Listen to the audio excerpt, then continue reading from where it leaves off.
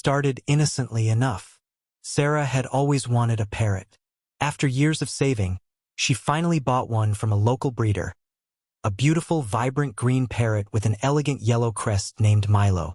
Milo was incredibly affectionate and quickly became a beloved part of the household.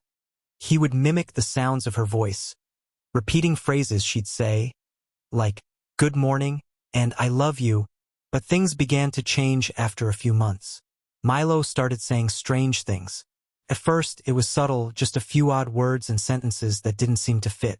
Sarah dismissed it as the parrot picking up random noises around the house. But soon it became too uncanny to ignore. One evening, Sarah was alone at home, sitting on the couch when she heard Milo's voice, clear and distinct. "Sarah, help me." The words were unnervingly urgent. Sarah froze. She glanced over at the parrot, perched on his cage, staring at her with unblinking eyes. She had never taught him to say those words. They had no context. She felt a chill creep down her spine. "What do you mean, Milo?" she asked, her voice trembling. The parrot didn't respond, but a few minutes later, it spoke again. "They're watching." That night, Sarah felt uneasy, unable to shake the feeling that something was wrong. She thought she was just tired and dismissed it as her mind playing tricks. But over the following days, Milo's behavior grew stranger. He would stare blankly at the corner of the room for long periods, his head cocked, as if listening to something that wasn't there. And then came the whispers.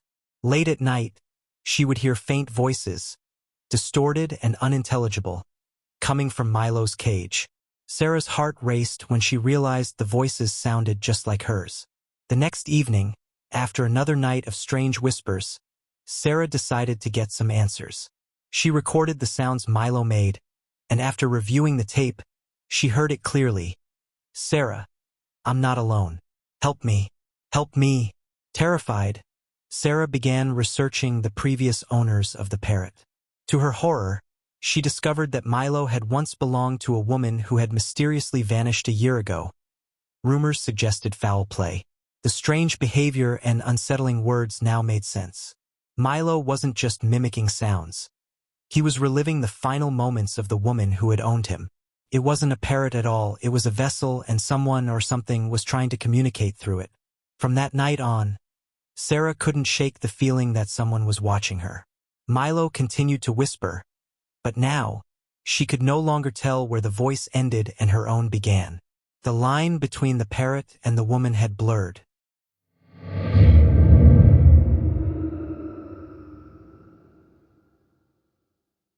John had always been a fan of exotic pets, and when he came across a rare macaw at a pet store, he couldn't resist.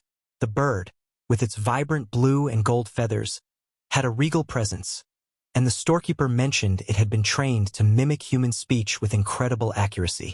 He named the bird Jasper, and it quickly became an intriguing companion. First, Jasper was a joy to have around. He would repeat the word, "hello," and "good morning" with surprising clarity, and he seemed to enjoy hanging out with John during the day. But as time passed, John began to notice something off about Jasper. The bird would occasionally screech loudly for no apparent reason, and its eyes would follow him with an unnerving intensity. It was as though the bird could see right through him. One night, while John was watching TV alone, Jasper did something that made his blood run cold. The bird was sitting on its perch in the living room, staring at John with an almost predatory gaze. Then, with an eerie, raspy voice, Jasper said, "You killed me." John's heart dropped to his stomach. He was certain he had never taught the bird such words. "What are you talking about?" John asked, though he already knew the answer wasn't going to be good. Jasper's response chilled him to the bone. "You killed me. You killed me, John." John tried to shake it off. He told himself it was just a bizarre coincidence. Maybe the bird had overheard something in passing. But over the next few days, Jasper's behavior grew increasingly erratic. He began speaking in fragmented sentences that made little sense, but each one seemed to cut deeper into John's psyche. "You can't escape," the bird would say. "I'll never forget." John soon learned that Jasper had come from a previous owner, a man who had mysteriously disappeared a few months earlier. The story was that the man had been found dead in his home under suspicious circumstances, though the cause of death was never determined. After hearing this, John felt a creeping dread that he couldn't shake. The constant reminders from the parrot, the cold stare, and the cryptic words left John with an overwhelming sense of guilt. One night, John decided he couldn't take it anymore. He'd had enough of the macaw's strange behavior and decided to give it away. The next morning, he called a local animal shelter, planning to drop off Jasper for rehoming. But when he opened the cage to place the bird inside, the macaw suddenly lunged at him with a ferocity he hadn't seen before. In a blur of feathers and claws, Jasper screeched loudly, biting John's hand and sinking its beak into his wrist. In the struggle, John managed to free himself, but he was left with deep, painful scratches, and the bird's final words echoed in his mind as he stumbled back. "You'll never escape me." John quickly left, locking the door behind him. But as he walked away, he could hear the frantic screeching of the macaw echoing through the house, growing louder and louder until it abruptly stopped. When he looked back, he could have sworn the bird was standing at the window, watching him with a cold, unwavering stare. John never returned to the house. He left everything behind, hoping to escape the presence of the parrot, but he couldn't shake the feeling that Jasper was still there, waiting. The bird's vengeance, it seemed, would never be satisfied.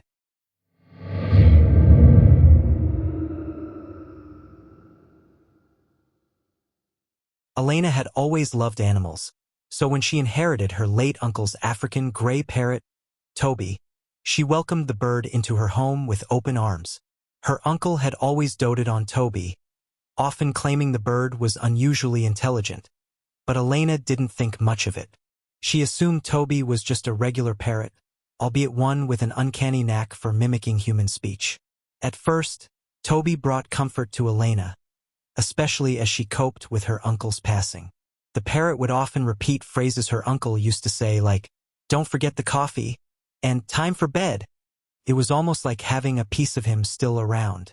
But soon, Toby began saying things Elena didn't recognize, phrases she had never heard her uncle say. One evening, as Elena sat reading in her living room, Toby broke the silence with a chilling phrase. "He's coming?" Startled, Elena glanced at the bird. "What did you say?" Toby cocked his head and repeated it. "He's coming." Elena laughed nervously, brushing it off as random mimicry. But the phrase stuck with her. Over the next few days, Toby became increasingly vocal, often saying strange and disjointed sentences. "Don't open the door," he'd warn, or "stay quiet." Elena began to feel uneasy, as though the bird knew something she didn't. One night, she was awoken by Toby screeching loudly from his cage in the living room. Heart racing, she rushed to see what was wrong. The bird flapped his wings wildly, his eyes fixed on the front door. "He's here," Toby squawked. "Don't let him in." Elena froze, her eyes darting to the door. She heard it then, a faint scratching sound, like nails scraping against the wood. Her stomach turned. She lived alone and wasn't expecting anyone. The scratching grew louder, more insistent, and then came a knock. She crept toward the door, heart pounding. "Who's there?" she called out, her voice trembling. There was no response, just the sound of heavy breathing on the other side. Toby squawked again, louder this time. "Don't let him in." Elena backed away from the door, her instincts screaming at her to stay put. She grabbed her phone and called the police, reporting a potential intruder. As she waited for them to arrive, the knocking turned into pounding, and the doorknob rattled violently. Toby's screeching was deafening now, repeating the same words over and over. "Don't let him in. Don't let him in." When the police finally arrived, the noise stopped. The officers found no one outside, no signs of forced entry, no footprints leading to or from the door. They assured Elena it was likely a prank, but she knew better. Toby had warned her, and she was certain the bird had saved her from something, or someone, terrible. From that night on, Toby's warnings continued. Some were vague, like, "Stay away from the window," while others were disturbingly specific. "Don't go to the basement." Elena couldn't understand how the bird seemed to know things before they happened, but she learned to trust Toby's instincts. One night, as she was locking up for bed, Toby said something new. "Goodbye, Elena." The words were spoken softly, almost sorrowfully, and they sent a chill down her spine. She turned to look at the parrot, but Toby simply stared at her, unblinking. The next morning, Toby was gone. His cage door was wide open, though she hadn't touched it.